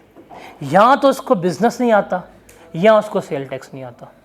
और ये बिजनेस इनकम टैक्स के चैप्टर्स में से एक चैप्टर है, लेकिन इतना इंपॉर्टेंट है कि इसमें से लॉन्ग क्वेश्चन आता है। तो ये आपके सिलेबस का ग्रेड है। तो आपको कितने नंबर चाहिए? तो सर 50 मार्क्स जो हैं वो सारे यहाँ पे हैं। बच्चे सेल टैक्स नहीं करते। आपको डे 1 पे पता है कि एक ऐसा एरिया है जिसके 4 चैप्टर हैं, उन 4 चैप्टर्स में से आपका 26 नंबर आने ही आने हैं। आपको जब डे 1 पे पता है, आप पेपर देने जाएंगे, आपको 26 नंबर इन 4 चैप्टर से मिलने हैं, तो क्या वो 4 चैप्टर्स आपके फिंगर टिप्स पे नहीं होने चाहिए? लेकिन बच्चे नहीं करेंगे। वो कहेंगे जी हम सेल टैक्स को एंड पे कर लेंगे, नहीं करेंगे, इसमें सिलेक्टिव स्टडी करेंगे, उड़ जाएंगे। जब आपको इस चैप्टर का पता है कि इसमें से 20 नंबर आने हैं, इसमें से कोई चीज़ छोड़ना, किसी चीज़ का ना करना समझ आता है। जब आपको पता है इसमें से 26 नंबर आने हैं, इसको ना करना, इसको छोड़ना या इसको वेल प्रिपेयर ना करना समझ आता है। रीजंस ऑफ फेलियर यही है सबसे बड़ी सब्जेक्ट की, कि आप ये करते ही नहीं है, ये होता ही नहीं है। आप अभी बैठे हुए हैं, आप रेगुलर नहीं होंगे, कुछ अरसे बाद आप भी छोड़े होंगे, ये छोड़ देते हैं, वो चैप्टर छोड़ देते हैं, ये चैप्टर को नहीं करते, वो चैप्टर को नहीं करते, तो ये प्रॉब्लम आपको फेस होगी। पेपर पास करना है, यहाँ से 50 से 58 है। मैं आपको ये नहीं कहता कि इस 50 में से 50 नंबर लो, इस 50 में से 30 से 35 नंबर आ जाएंगे। अगर तुम इस 50 में से 30 से 35 नंबर ले जाते हो, बाकी सारे सिलेबस में से 15 नंबर आराम से आ जाते हैं, हंसते खेलते आ जाते हैं। प्रॉब्लम ये है कि जो बच्चा फेल हुआ उसके यहाँ नंबर ही नहीं है, जो बच्चा भी फेल हुआ है उसके यहाँ नंबर नहीं आ रहे होते। तो इसको सिक्योर करना है हमने डे 1 से ही हमने इसको सिक्योर करना है, इसको हमने यहाँ से निकालना है। अब ज़रा मैं आपको दिखाता हूँ मॉडल पेपर, और मॉडल पेपर में हम देखते हैं कि क्या है और किस तरह से आपका सिलेबस जो है वो डिज़ाइन किया हुआ है। बोर्ड नहीं है, कोई भी चार्जिंग लगनी नहीं है।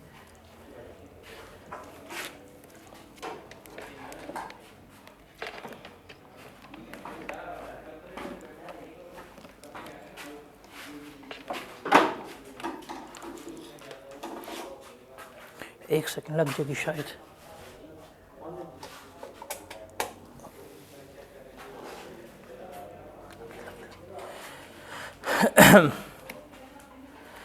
आपका टैक्स का मॉडल पेपर जो है ना वो ये है, आपका पेपर पैटर्न भी ये है, इस तरह से पेपर आपको आना है। आपके पेपर में 2 सेक्शंस हैं, section number A, section number B. Section number A short questions का, section number B long question का।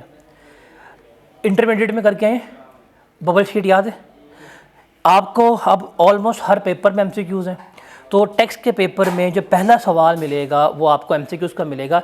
सेक्शन ए मिनिमम 60 नंबर का, मैक्सिमम कितने नंबर का आएगा? 70। ये शॉर्ट क्वेश्चन है। शॉर्ट का मतलब है मैक्सिमम 10 से 12 नंबर तक का सवाल आएगा, और या 2-3 नंबर का, इस तरह की रेंज आपकी होगी। इसमें जो पहला आपको आएगा चीज़ वो क्या आएगी? एमसीक्यूज़ की। अब एमसीक्यूज़ आपको 8 एमसीक्यूज़ पेपर में आने हैं।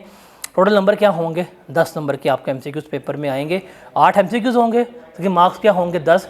आपको जो शीट मिलेगी पेपर सॉल्व करने के लिए, उसका पहला पेज होगा, उस पर बबल शीट बनी होगी, तो आपने उस बबल शीट पे एमसीक्यूज़ के करने हैं फिल करने, जिस तरह आप इंटरमीडिएट में करते रहे हैं, सेम उसी तरह आपने एमसीक्यूज़ करने हैं। अब जैसे अगला सवाल जो है वो क्या है आपका? 12 नंबर का, ये शॉर्ट क्वेश्चन है। उससे नेक्स्ट क्वेश्चन जो है 7 नंबर के। अब देखें ये सवाल क्वेश्चन नंबर 2 है, बट ये पार्ट्स में है, पार्ट ए पार्ट बी, तो इस तरह पूछता है क्या? Question 2, 3 part A part B में पूछेगा। अभी 2 सवाल हैं, बट ये न्यूमेरिकल बेस्ड हैं, ये आपके हैं। फिर क्वेश्चन नंबर 3 देखें, पार्ट ए और बी में है, 4-4 नंबर के हैं, ये शॉर्ट क्वेश्चन है। क्वेश्चन नंबर 4 देखें, ये 3 नंबर का, 6 नंबर का, 9 नंबर का, ये आया। क्वेश्चन नंबर 5 देखें आप, आपका 4 नंबर का है, 6 नंबर का है, ये आया। क्वेश्चन नंबर 6 देखें आप, 2 पार्ट्स में, ए में और बी में, तो 6 और 3 का। तो पहला सेक्शन जो है वो किसका है आपका? शॉर्ट क्वेश्चंस का। आपको तकरीबन 6 के करीब सवाल मिलने हैं, 6 ही मिलेंगे, 5 या 6, इससे ऊपर सवाल लेके नहीं जाएगा, ये आपको टैक्स में आने हैं। सेक्शन नंबर 2 जो है ये लॉन्ग क्वेश्चन का, इसमें मिनिमम 30 मैक्सिमम 70 और मैक्सिमम 40 नंबर होंगे। इसमें सिर्फ 2 सवाल आएंगे। एक सवाल होगा ये इनकम फ्रॉम बिजनेस का न्यूमेरिकल, ये देखें 19 नंबर का है। दूसरा होगा सेल टैक्स का न्यूमेरिकल, कितने का? 16। लॉन्ग में सिर्फ 2 सवाल आने हैं, एक बिजनेस का, एक कौन सा?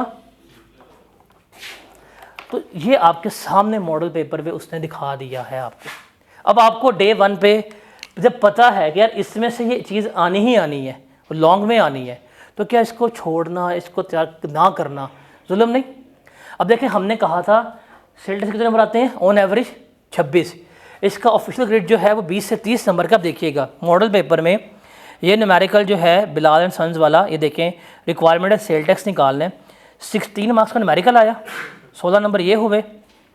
अब ये ज़रा आइएगा क्वेश्चन नंबर 6 जो है ये भी सेल टैक्स में से है, तो 6 और 3 कितने हुए 9, 16 और 9, 16 और 9 कितने हो गए 25। 25 नंबर सेल टैक्स के यहाँ से हुए। और यहाँ पे आप आए ज़रा MCQs में भी इसमें से आए हुए हैं, ये MCQs नंबर 7 यहाँ से आया हुआ है और MCQs नंबर 8, 2 MCQs यहाँ से आए हुए हैं। तो 2 MCQs, एक थ्योरेटिकल क्वेश्चन और एक आया है इसमें से क्या न्यूमेरिकल। तो 27 नंबर सिर्फ किस में से हैं सेल्स टैक्स में से। हमारी किताब के 4 चैप्टर हैं, सिर्फ 4 चैप्टर हैं। फिर हम आते हैं income from business. Income from business में देखें क्वेश्चन नंबर 2 का पहला जो पार्ट है 12 नंबर का, ये बिजनेस में से आया है। और ये जो लॉन्ग क्वेश्चन है 7 नंबर का, ये 19 नंबर का, ये भी किस में से आया है बिजनेस में से। तो कितने बने 19 और 12 31। तो इस मॉडल पेपर के हिसाब से 31 नंबर यहाँ पे हैं, 27 नंबर यहाँ पे हैं, तो सर 58 तो सिर्फ यहाँ पे आ रहे हैं 2। तो अगर जिस बंदे के ये 58 में से 35-40 आ गए पास, जिसका ये वीक उसका पेपर क्या हो जाएगा उड़ जाएगा। तो ये सबसे बड़ी रीज़न ऑफ फेलियर यही है कि आपके ये 2 एरियाज़ का वीक होना। ये आपको डे 1 पे बता रहा हूँ। हमने इसलिए स्टार्ट ही कहाँ से करना है सेल्स टैक्स से। हमने 1 महीने में सेल्स टैक्स पूरा कर देना है। आपको क्यों भाई, आपको पता है कि इसमें से जब ये नंबर आने ही आने हैं, तो वाई हम इसको एंड पे लेके जाएं, हम इसको एंड पे करें। हम इसको अभी करते हैं, 3 हफ्ते लगाते हैं, प्रैक्टिस करते हैं, जान मारते हैं और इसमें से मार्क्स सिक्योर करते हैं। ठीक है। अच्छा, टैक्स का पेपर ना एक और एस्पेक्ट से यूनिक पेपर है। देखें, आप FR पढ़ेंगे, आपको पता है कि FR में सारे न्यूमेरिकल्स ही हैं, कैलकुलेशंस ही हैं, थ्योरी आएगी 10 नंबर तक की। 90% पेपर कौन सा है न्यूमेरिकल है। आप BLD का पेपर पढ़ेंगे, BLD का पेपर जो है वो सारा क्या है थ्योरी है। आप DSR पढ़ेंगे, क्या है थ्योरी है। आप कॉर्पोरेट रिपोर्टिंग पढ़ेंगे, न्यूमेरिकल है। आप मैक पढ़ेंगे, मैनेजमेंट अकाउंटिंग, न्यूमेरिकल है। आप BA पढ़ेंगे, न्यूमेरिकल है। आप ऑडिट पढ़ेंगे, थ्योरेटिकल है। या तो पेपर न्यूमेरिकल है या पेपर क्या है थ्योरेटिकल। लेकिन टैक्स इनसे अलग है। ये टैक्स का पेपर है ना आपका, रिमेंबर, ये 60% न्यूमेरिकल आएगा और 40% आपको पेपर जो है वो थ्योरेटिकल आएगा। ये डिवीज़न है, one of the unique paper है जो न्यूमेरिकल भी है और क्या है थ्योरेटिकल भी है। ज़रा देखिएगा मॉडल पेपर में न्यूमेरिकल्स कितने आए हुए हैं आपको। सेल टैक्स का न्यूमेरिकल 16 मार्क्स के, उसके बाद आपके पास न्यूमेरिकल बिजनेस का है 19 मार्क्स का, कितने हो गए 35 में से फिर आप आ जाएं, ये 2 बड़े न्यूमेरिकल थे।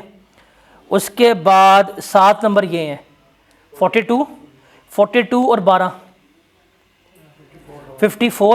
54 और 3, ये 3 नंबर है।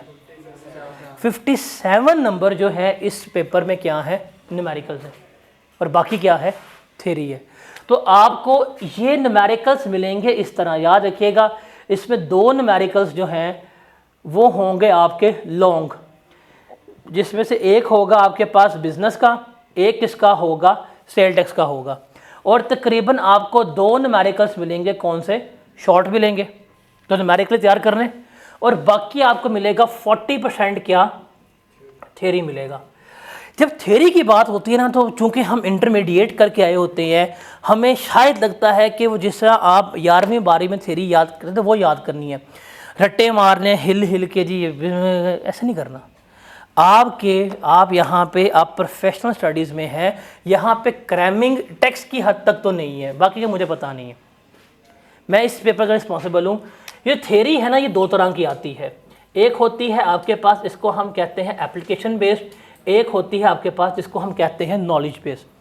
नॉलेज बेस्ड थ्योरी मतलब रट्टा मारना, वर्ड टू वर्ड लिखना, पूरे टेक्स्ट के सिलेबस में income tax, sale tax, chapter 1 सारा कुछ मिला के कोई 3 से 4 चीज़ें नहीं है जो रटे मारने वाली हो।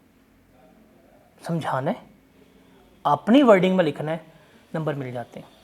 जैसे मैंने पूछा था कि टैक्स क्या होता है, आप लोगों ने बताया, हम पढ़ेंगे डेफिनेशन, आपने उसको अपनी वर्ड में एक्सप्लेन करना, मार्क्स पूरे मिलेंगे। अब देखिए जो ये थ्योरी आई हुई है ये वाली क्वेश्चन नंबर 5 की, ये अपने वर्ड में लिखना है। ये क्या लिखना है? अपने वर्ड में लिखना है। एक थ्योरी जो है वो नॉलेज बेस्ड है और दूसरी थ्योरी कौन सी है? Application based. ये जो ना एप्लीकेशन बेस्ड थ्योरी, इसे हम कहते हैं केस स्टडी, कि आपको एक केस स्टडी मिलेगी, उसमें आपने नॉलेज अप्लाई करके फैसला देना चाहिए। ये है जैसे कहते हैं गफार बख्श को एक नोटिस मिला है, बताएं इससे क्या जवाब होना चाहिए। तो जब हम ADRC पढ़ेंगे, AOC पढ़ेंगे, हमें पता होगा कि कैसे जवाब देना है, हम यहाँ पे लिख देंगे। जैसे ये सवाल है कि बी वाला कि जेली इंटरप्राइज जो है उसने रिटर्न जमा नहीं किया तो क्या कॉन्सिक्वेंसेस होंगे, तो ये थ्योरी लिखनी है। ये कौन सी होगी? एप्लीकेशन बेस्ड थ्योरी होगी कि हमने रूल पढ़ा, हमने उस रूल को समझा, हमने उसको याद किया, फिर जो रेलेवेंट हमारे पास केस स्टडीज़ आएंगी हम उनमें क्या करेंगे, उनको अप्लाई कर रहे होंगे। तो आपकी 80% थ्योरी जो है वो एप्लीकेशन बेस्ड थ्योरी होती है। जो थ्योरी हमने याद करनी है उसमें भी क्रैमिंग नहीं है, रूल याद कर लिया, उसको अपनी वर्डिंग में लिख लिया, मार्क्स पूरे मिल जाएंगे। आपको यहाँ पे CA में रॉट लर्निंग नहीं करनी, रट्टा नहीं मारना, आप स्मार्टली चलेंगे, चीज़ों को याद करेंगे, आपको क्या मिलेंगे? लिखने के नंबर मिलेंगे। जैसे आपको एक दफ़ा कह दिया कि भाई कोई भी इंडिविजुअल ही या शी अगर वो पाकिस्तान में 183 डेज स्टे कर गया, वो रेजिडेंट है, बस ये उर्दू में समझा दिया। अब इसको कोई सवाल आएगा, उसको आपने क्या करना है? अपनी वर्डिंग में एक्सप्लेन करना है, आपको क्या मिल जाएंगे? मार्क्स जो है वो मिल रहे होंगे। तो ये आपका पेपर का स्ट्रक्चर है जिस पे इसने क्या किया हुआ है, आपका पूरा पेपर जो है वो डिज़ाइन किया हुआ है। तो इसको हमने फॉलो करना है, इसको हमने लेके चलना है। पेपर इजी है, पेपर डिफ़िकल्ट भी है। इजी उनके लिए है जो रेगुलर रहेंगे, कंसिस्टेंट रहेंगे, सारा काम साथ साथ करेंगे, टेस्ट रेगुलरली देंगे, अपनी असेसमेंट करेंगे, उनके लिए आसान है। जो नहीं करेंगे उनके लिए मुश्किल है। आप लोग प्री मेडिकल के, मैं भी प्री मेडिकल से आया था, मुझे आज भी याद है, आ गया पंगा ले लिया, पर होता बैठ के फर्स्ट टाइम सवाल किए बैठ के फाइनेंस के, समझ नहीं लग रही थी। वो जो है था आपका अरिथमेटिक प्रोग्रेशन, ज्योमेट्रिक प्रोग्रेशन, वो पता नहीं पड़ती थी मुझे, उड़ गया था दिमाग। मैं कहा कहाँ पे आ गया हूँ मैं। मतलब मुझे मैथ्स इतनी जहर लगती थी। 8वीं की क्लास का जो सेंड अप हुए थे मेरे 14 नंबर थे, 14 नंबर मैथ्स में 100 में से कुट पड़े थे मुझे घर से कि मैं मैथ्स में फेल था। मैथ्स की वजह से मैट्रिक में बायो पढ़ी, बड़ी मुश्किल से वो जो थ्योरम्स वगैरह से मैथ्स के याद करके रट्टे मार मार के ना, मैथ्स के सवालों के रट्टे मार के मैट्रिक का मैथ पास किया था। इतनी ज़्यादा लगती थी मुझे। इंटर में मैथ्स रखी नहीं थी कि भाई आती नहीं है, कहाँ आगे यहाँ पे, चलो मैथ्स इस्तेमाल भी नहीं हुई। लेकिन मेडिकल करके आए थे, थोड़ी सी एफर्ट की, हो गई। तो ये कोई भी एक्सक्यूज़ नहीं कि जी मैंने इंटरमीडिएट किया हुआ है मेडिकल के बैकग्राउंड से इसलिए नहीं हो रहा, ये वो कुछ नहीं है। इनिशियली हर बच्चा कहीं ना कहीं स्ट्रगल करेगा, हर किसी की कोई स्ट्रेंथ या वीकनेसेस होंगे। टू बी वेरी ऑनेस्ट, मुझे मैथ्स नहीं आता था, लेकिन पूरे CA में जो न्यूमेरिकल सब्जेक्ट है वो मेरे फेवरेट है, वो मैं आराम से कर लेता था। याद करना, लिखना, सवाल करना आसानी से होते थे पूरे CA में। थ्योरेटिकल मुझे नहीं होते थे, थ्योरेटिकल में सफ़र करता था। तो मेरी स्ट्रेंथ जो है वो न्यूमेरिकल बन गए थे। थ्योरी जो है वो मेरे लिए क्या थी? वीकनेस थी। क्यों भाई? 1 घंटा थ्योरी बैठ के पढ़ी जाती ही नहीं थी, 10 मिनट पढ़ के फ़ारग हो गया मैं। अब मैं क्या करूं? मेरी वीकनेस थ्योरी है, न्यूमेरिकल नहीं थे।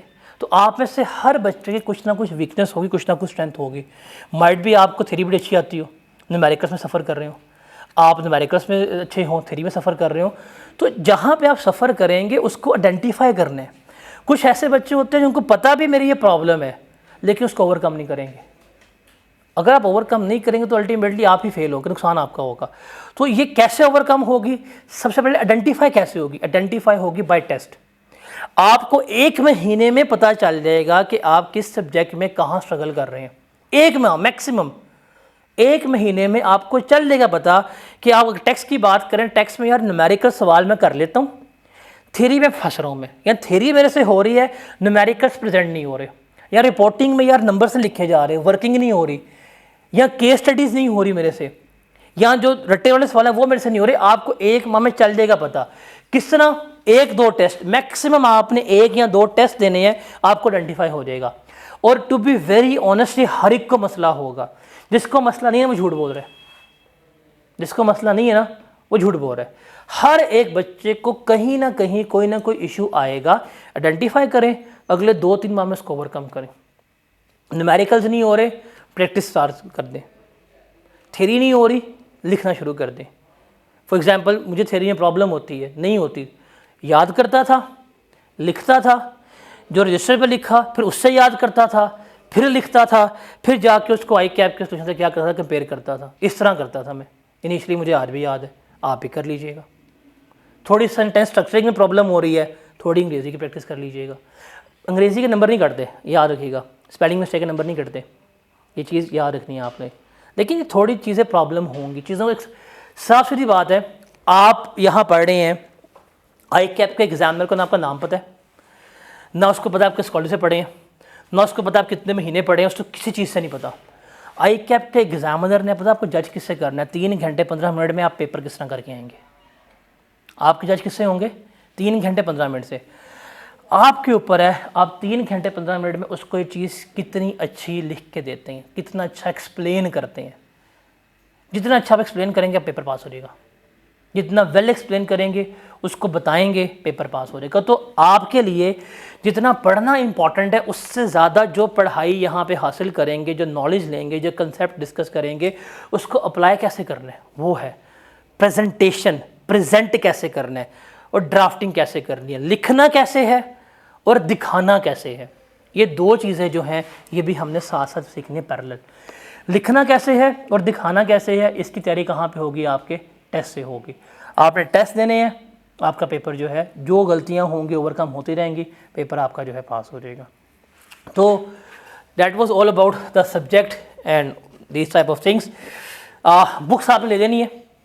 मैंने आपको आज इसलिए सारा इसके नेचर बता दिया कि यार ये ऐसे है। कल हम स्टार्ट करेंगे सेल्स टैक्स से, जो हमारा आखिरी एरिया बनता है ग्रेड का, 20 से 30 नंबर है, सेल टैक्स में है। Maximum with numerical and practice 20 lecture है मैक्सिमम। ये 20 लेक्चर में न्यूमेरिकल्स भी शामिल हैं। तो सिर्फ आपके पास एक बुक होनी चाहिए, एक वो रजिस्टर जो सिर्फ टैक्स का हो, जहाँ पे कोई रिपोर्टिंग का काम, कोई लॉ का काम और डाटा का काम ना हो, और आपके पास क्या हो, एक कैलकुलेटर हो। You need book, register and calculator. हम देखेंगे सेल्स टैक्स स्टार्ट करेंगे, उसके बाद हम कहाँ पे आएंगे, इनकम टैक्स पे आएंगे। बिकॉज आई वांट कि वो एरिया जिसमें से कंफर्म 27-28 नंबर आने हैं, हम उसको स्टार्टिंग पे ही कोई 2 हफ्तों में 3 हफ्तों में इतना पक्का कर लें कि जब आप कल को पेपर में जाएं, आप आई कैप में बैठें, आप सबसे पहले करें ये वाला एरिया। 40 मिनट में 45 मिनट में अगर आपका एरिया हो गया, आप सुकून से आ जाएंगे पेपर पास करने। पेपर को लिखना, पेपर को अटैम्प्ट करना भी क्या है, हमारी एक आर्ट है। तो सेल्स टैक्स वैसे भी बहुत प्रैक्टिकल है। आप देखेंगे कि हम अपनी ज़िंदगी में इतना टैक्स पे करते हैं, लेकिन गवर्नमेंट कहती है हम टैक्स पे नहीं करते। आप सुबह के आए हुए हैं, बाइकों पे आए हैं, पेट्रोल लगवा के आए हैं, आप गवर्नमेंट का टैक्स पे करके आए हैं। सुबह उठ के ब्रश किया था, ना भी किया हो, हाँ कह दो कोई टेंशन नहीं है। जो टूथब्रश इस्तेमाल की है, आपने टैक्स पे किया गवर्नमेंट को, सेल टैक्स पे किया। कोई बिस्किट खाया, कोई चाय पी है, कोई बोतल पी है, कोई स्नैक्स, कोई लेस लंटी कुछ भी खाई है, टैक्स पे किया गवर्नमेंट को आपने। कोई चीज़ खरीदी है सुबह की, टैक्स पे की है, या कोई चीज़ खरीदेंगे, टैक्स पे करेंगे। तो ये जो आप सुबह जब आपकी आंख खुलती है, रात सोने तक जो आप बिजली भी इवन इस्तेमाल कर रहे हैं, आप नेट इस्तेमाल कर रहे हैं, पैकेज इस्तेमाल कर रहे हैं, जो गवर्नमेंट को टैक्सेस पे कर रहे हैं ना, वो हम डिस्कस करेंगे। बिकॉज एक डिस्कशन तो होती है कि 2 तरह के टैक्स होते हैं, एक होते हैं डायरेक्ट टैक्स और दूसरे कौन से होते हैं, इनडायरेक्ट। डायरेक्ट टैक्स क्या होते हैं, जो डायरेक्टली आपसे लेते हैं। आपका नाम क्या है? मतलब अगर शाहजेब की इनकम है, मैंने इसकी इनकम से ही इसका टैक्स लिया। आपका नाम क्या है? सुबहान। अगर सुबहान के पास कोई गाड़ी है, मैंने इनकी गाड़ी टैक्स लिया। आपका नाम क्या है? बिलाल। अगर बिलाल के पास कोई प्रॉपर्टी है, मैंने इनकी प्रॉपर्टी से टैक्स लिया। डायरेक्ट टैक्स क्या है कि इनकी इनकम, इनके एसेट, इनकी वेल्थ, इनसे ही टैक्स ले रहा हूँ। इनका टैक्स ये नहीं पे कर सकता, इनका टैक्स आप नहीं पे कर सकते, उनका टैक्स ये नहीं पे कर सकता। तो ये हमारे पास क्या है, डायरेक्ट टैक्स। डायरेक्ट टैक्स की सबसे बड़ी एग्जांपल क्या है, इनकम टैक्स। जो हमारे सिलेबस का 70% ऑफ एरिया है, हमने वो सीखना है। व्हाट इज़ इनकम, इनकम पर टैक्स कैसे पे होता है, डायरेक्ट टैक्स क्यों कहते हैं, बिकॉज खुद ही पे करना है। दूसरा क्या है, इनडायरेक्ट टैक्स। इनडायरेक्ट टैक्स क्या होता है, जो आपकी इनकम पर नहीं लगाते। एक छोटा बच्चा जब पैदा हुआ पाकिस्तान में, आज उसके पास एक रुपया भी नहीं है, उसका फिल्टर बाय करेंगे, गवर्नमेंट टैक्स ले जाएगी। जो बंदा मरा है पाकिस्तान में, जो उसका कफन आया, टैक्स गवर्नमेंट के पास जाएगा, पर स्पेंडिंग ही नहीं है। तो स्पेंडिंग के ऊपर टैक्स हो रहा है। अब आपके पास इनकम है या नहीं है, आप जॉब कर रहे हैं नहीं कर रहे, आप सारे स्टूडेंट्स हैं, घर से पैसे मिलते हैं, पॉकेट मनी मिलती है, लेकिन गवर्नमेंट रोज़ आपकी जेब से टैक्स लेके जा रही है इर्रिस्पेक्टिव ऑफ योर इनकम। आप तो कमा नहीं रहे, आपको तो फैमिली सपोर्ट कर रही है ना, बट टैक्स तो आप पे कर रहे हैं। आपने कोई रस खाए हैं, कोई चाय पी है, कोई बिस्किट खाए हैं, कोई लेज़ खाया है, बोतल पी है, ट्रैवल किया, ट्रांसपोर्ट किया है, टैक्स तो आपने ही पे किया है। बट वो इनडायरेक्टली ले रहे हैं, आपकी इनकम से नहीं ले रहे। पूछे इनकम के, भाई कर्जों पे चल रहे हैं, कुछ है नहीं हमारे पास, लेकिन वो टैक्स कहाँ से ले रहे हैं, एक्सपेंसिस से। इससे हम क्या कहते हैं, इनडायरेक्ट टैक्स, जो डायरेक्टली नहीं बल्कि इनडायरेक्टली हम कहाँ से कर रहे हैं, कलेक्ट कर रहे हैं आपके अखराजात से। पाकिस्तान में सबसे बड़ा टैक्स जो है कलेक्ट कहाँ से होता है, इनडायरेक्ट। सुना होगा कि अभी पेट्रोल पे गवर्नमेंट ने क्या किया है, टैक्स ही बढ़ाए हैं। अब एक 70 वाला बंदा आएगा, वो भी टैक्स पे कर रहा है, जो आया, जो उसके ऊपर आया LC 300, वो भी टैक्स पे कर रहा है। तो जो इनडायरेक्टली हम टैक्स ले रहे हैं, हम इसको सीखेंगे, which is approximately 25 to 27 marks, जो हमें सिक्योर करके देगा। जिस बच्चे का अगले 10 से 20 लेक्चर में सेल्स टैक्स क्लियर हो गया, 20 लेक्चर के बाद अब अपने नोटबुक पे लिख लीजिएगा, आपका पेपर पास है। सिर्फ 20 लेक्चर चाहिए आपको, 20 वर्किंग डेज। मतलब ये अप्रैल का महीना, इस पे हम सेल टैक्स कर रहे हैं। इस पूरे, जब अप्रैल हमारा एंड होगा तो सेल्स टैक्स ग्रेड जो आखिरी था, और जो ग्रेड A था हमारा, जिसमें कॉन्स्टिट्यूशन, एथिक्स ये था, ये हम 2 ग्रेड पूरे कर लेंगे। फिर मई और जून में हम क्या करेंगे, इनकम टैक्स जो है वो कर रहे होंगे। By this month you gonna decide, आपको इवन चल जाएगा पता कि आपका टैक्स पास होता है कि नहीं होता, जिस सेल्स टैक्स है। तो हम इसको एंड पे क्या करेंगे, पहले करेंगे। तो बेहतर है कि बुक ले लीजिएगा अपने पास, ताकि बुक से रीड करें, क्योंकि हर चीज़ याद नहीं करनी। मैंने आपको हर टॉपिक के साथ साथ बताते जाना है कि इस चीज़ को इस तरह करना है, इस चीज़ को यहाँ पे पढ़ लो, इसको बाद में पढ़ने की ज़रूरत नहीं है, ये क्रैम करनी है। जो चीज़ें बताऊँगा वो बुक पे मेंशन हो के, यार ये चीज़ रटा मारने वाली है, इसको रीड करना है, इसको सिर्फ हमने लर्न करना है, दैट्स इट। तो हम इसको फिर इस तरह से लेके चल रहे होंगे। तो डे 1 से ही सैटरडे हमारा ऑन है, सेम टाइम है। फ्राइडे को भी क्लास, क्योंकि 2 बजे, जुम्मे के बाद 2 बजे आप पहुंच जाएंगे, उसमें कोई मसला नहीं है। फिर जुम्मा 1:30 पे हो जाता है, ये साथ वाली मस्जिद में। तो हम डे 1 सैटरडे पे हैं, और कल से फिर हम अपना सेल्स टैक्स जो है स्टार्ट कर रहे हैं। Because I have told you कि यार डेज़ हमारे पास जो हैं वो बड़े क्या हैं, क्रूशल हैं, टाइम हमारे पास कम है। तो हमने प्रिपेयर भी करना है और हमने पास भी करना है, ठीक है। अब कोई सवाल वगैरह आपके हैं पूछ लें, अगर नहीं तो फिर हम काइंड अप करते हैं। टेस्ट स्केड्यूल एवरी वीक, अब वो डिसाइड करना है एवरी सैटरडे या एवरी मंडे, ये आपने डिसाइड करना है। मंडे पता क्या होता है, हम मंडे का अनाउंस करते हैं, आतिफ साहब मंडे को टेस्ट रख लेते हैं। आतिफ साहब का ऑलमोस्ट हर मंडे टेस्ट होता है, फिर आप पिटते हैं जी BLD में, ये देखें। तो हम डिसाइड कर लेते हैं इन कुछ दिनों में, आपके बाकी तमाम टीचर ही बता दें वो किस किस दिन टेस्ट ले रहे हैं। बिकॉज हाँ, वी वांट के टेस्ट हमारा उस दिन हो जब कोई और टेस्ट ना हो। अगर 2 सब्जेक्ट के टेस्ट सेम डे पे आ गए तो फिर क्या अपनी लर्निंग होगी।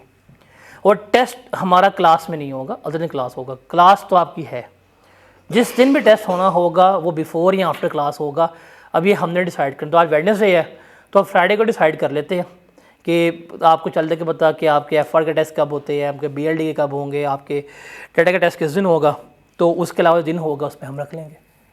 तो वो फिर हमारा एक कॉमन डे होगा।